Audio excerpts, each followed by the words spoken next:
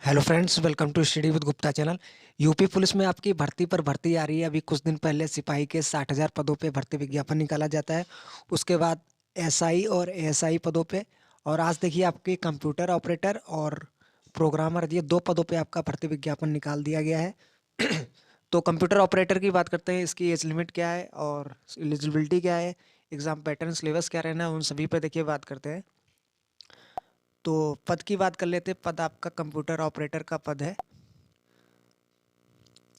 तो इसमें अगर हम पदों की बात करते हैं तो टोटल 930 इसमें टोटल पद हैं। 930 पदों पे आपका भर्ती विज्ञापन ये निकाला गया है। और इसमें कैटेगरी वाइज देख सकते हैं कि 381 आपके जनरल के पद हैं, 91 आपके ईडब्ल्यूएस में है, 249 आपके ओबीसी के, 193 आपके एससी के और 16 आपके एसटी के। उसके बाद आवेदन की कुछ तिथियां देख लेते हैं। तो ऑनलाइन जो रजिस्ट्रेशन है आपके, ये आपके 7 जनवरी से स्टार्ट हो जाएंगे। उसके बाद जो लास्ट डेट रखी गई है 28 जनवरी लास्ट डेट है। फिर अगर आवेदन में कुछ आपको करेक्शन करना है या फिर शुल्क समायोजन, तो उसकी जो लास्ट डेट रखी गई है 30 जनवरी लास्ट डेट है। तो आवेदन शुल्क की बात करते हैं। आवेदन शुल्क आपका 400 रुपये है।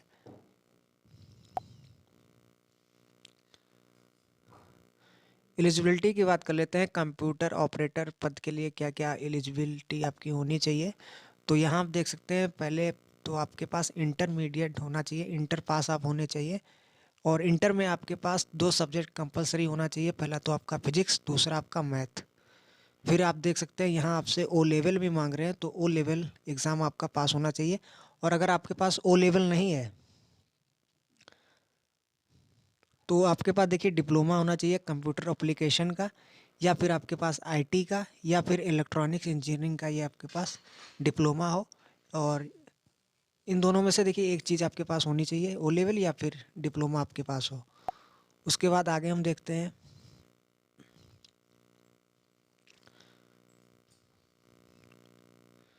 तो यहाँ आप देख सकते हैं, अन्य बातों के समान होने पर ऐसे अभ्यर्थी को प्रेफरेंस दिया जाएगा।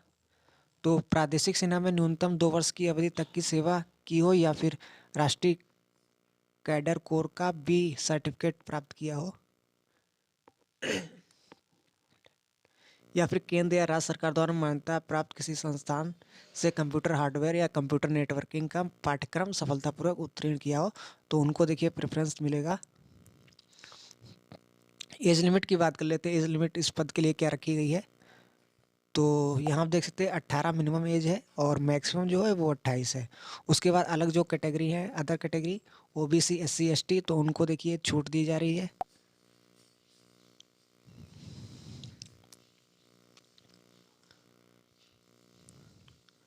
अब एग्ज़ाम पैटर्न की बात कर लेते हैं। तो आपसे रिटर्न एग्ज़ाम आपसे करवाया जाएगा। रिटर्न एग्ज़ाम ये आपका ऑनलाइन होगा और 200 नंबर का आपका होगा। और रिटर्न एग्ज़ाम के साथ आपसे कंप्यूटर टाइपिंग भी आपसे ये परीक्षा आपकी ली जाएगी। तो रिटर्न एग्ज़ाम की बात करते हैं। ये 2 घंटे का आपका पेपर होगा। इसमें टोटल 160 क्वेश्चन होंगे और एक क्वेश्चन आपका 1.25 अंक का होगा। और क्या क्या सब्जेक्ट आपसे पूछे जाएंगे, सामान्य ज्ञान, मानसिक अभिरुचि, तर्क शक्ति, कंप्यूटर विज्ञान, ये आपसे सब्जेक्ट होंगे। उसके बाद आप देख सकते हैं, अगर हम टाइपिंग की बात करते हैं तो टाइपिंग देखिए आपकी जो कंप्यूटर टाइपिंग होगी ये क्वालिफाइंग नेचर की होगी। हिंदी में आपसे स्पीड मांग रहे हैं 25 वर्ड पर मिनट, और इंग्लिश में आपकी 30 वर्ड पर मिनट ये आपकी स्पीड होनी चाहिए। और जो आपकी टाइपिंग होगी हिंदी की, ये आपकी यूनिकोड इंस्क्रिप्ट कीबोर्ड पर आधारित होगी। और उसके बाद फिर आपका देखिए टंकण परीक्षा में सफल टंकण परीक्षा में सफल पाए गए अभ्यर्थियों से अभिलेखों की समीक्षा में सम्मिलित होने की अपेक्षा की जाएगी। टीवी आपका करवाया जाएगा टाइपिंग के बाद। और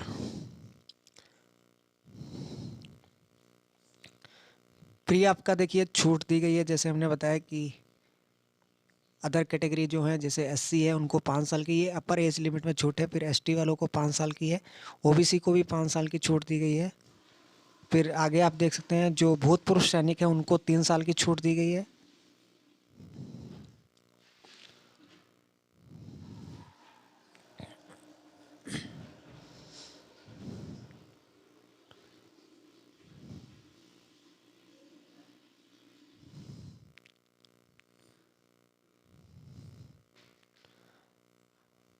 आगे देखिए अब हम सिलेबस की बात कर लेते हैं कि कंप्यूटर ऑपरेटर का जो पद है इसके लिए आपका सिलेबस क्या क्या होना चाहिए। तो सिलेबस आप देख सकते हैं।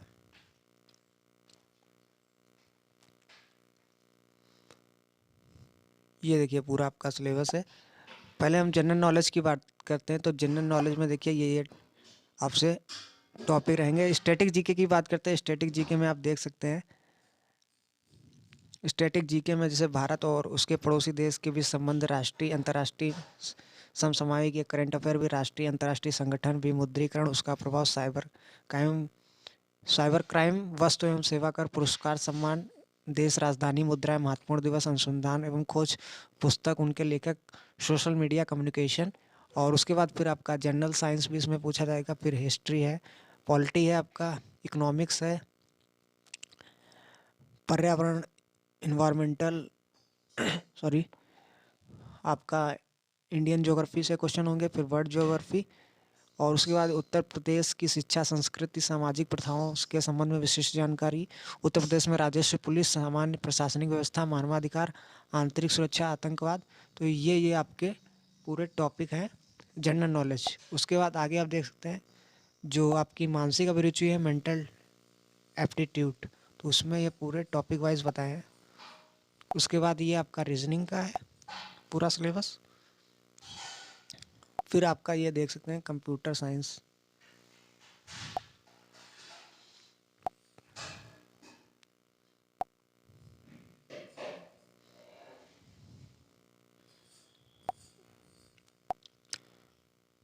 ये पूरा आपका कंप्यूटर साइंस का है।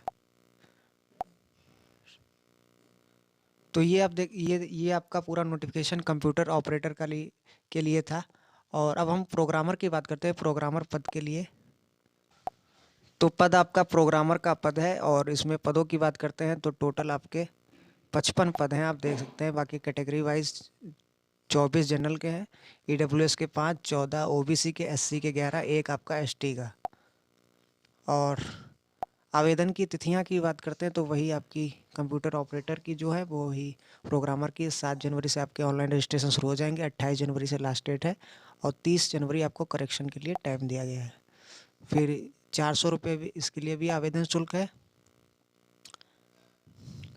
एलिजिबिलिटी की बात कर लेते हैं। प्रोग्रामर पद के लिए एलिजिबिलिटी क्या होनी चाहिए। तो इसमें देखिए इस पद के लिए आपका ग्रेजुएशन होना चाहिए। ग्रेजुएशन मांग रहे हैं।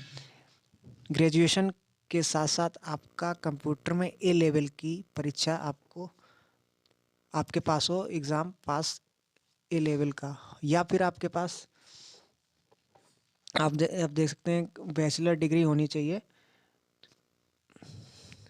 कंप्यूटर साइंस की, या फिर आईटी की, या फिर इलेक्ट्रॉनिक्स। इनमें आपका बैचलर डिग्री होनी चाहिए। और या फिर आपके पास कंप्यूटर ए लेवल एग्ज़ाम आपका पास हो प्रोग्रामर के लिए। और उसके बाद एज लिमिट की बात करते हैं। एज आप देख सकते हैं जो मिनिमम एज रखी गई है 21 है। मैक्सिमम जो है यहाँ पे 30 वर्ष मैक्सिमम है।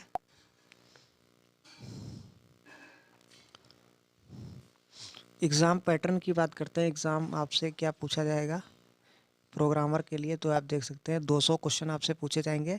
160 सॉरी 200 नंबर के आपके क्वेश्चन, 200 नंबर का होगा ये आपका रिटन एग्ज़ाम। और इसमें 160 क्वेश्चन होंगे। और ये आपकी ऑनलाइन ही एग्ज़ाम होगा। और ये आपका 2 पार्ट में होगा। और जिसके लिए आपको टाइम दिया जाएगा 2.5 घंटे। और प्रत्येक पार्ट आपका 100 नंबर का होगा। पहले पार्ट की बात करते हैं तो इसमें आपसे मानसिक सामर्थ्य, तर्क शक्ति, सूचना प्रौद्योगिकी ये सब्जेक्ट रहेंगे। और दूसरे पार्ट में आपके सौ कंप्यूटर प्रोग्रामिंग से आपसे दूसरा पार्ट 100 नंबर का पूछा जाएगा। टोटल आपका 200 नंबर का रिटन ऑनलाइन एग्ज़ाम होगा। और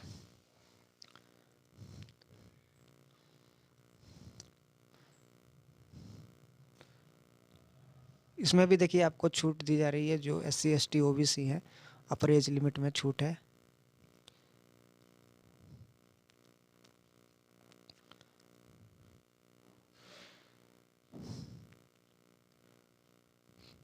फिर हम सिलेबस की बात कर लेते हैं। प्रोग्रामर की सिलेबस क्या है आपका।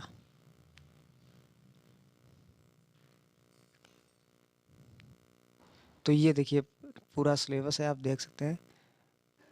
मेंटल एबिलिटी का पूरा चैप्टर वाइज आपको दिया है, फिर आपका रीजनिंग का क्या क्या आपके टॉपिक पूछे जाएंगे, फिर आपका इंफॉर्मेशन टेक्नोलॉजी सूचना प्रौद्योगिकी पूरा आप देख सकते हैं।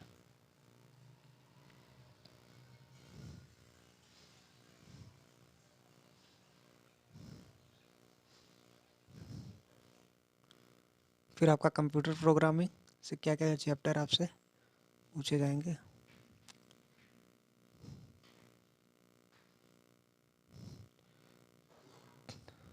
तो ये देखिए आपका प्रोग्रामर का था, प्रोग्रामर का पूरा नोटिफिकेशन। तो आप अगर दोनों में से किसी भी पद के लिए अगर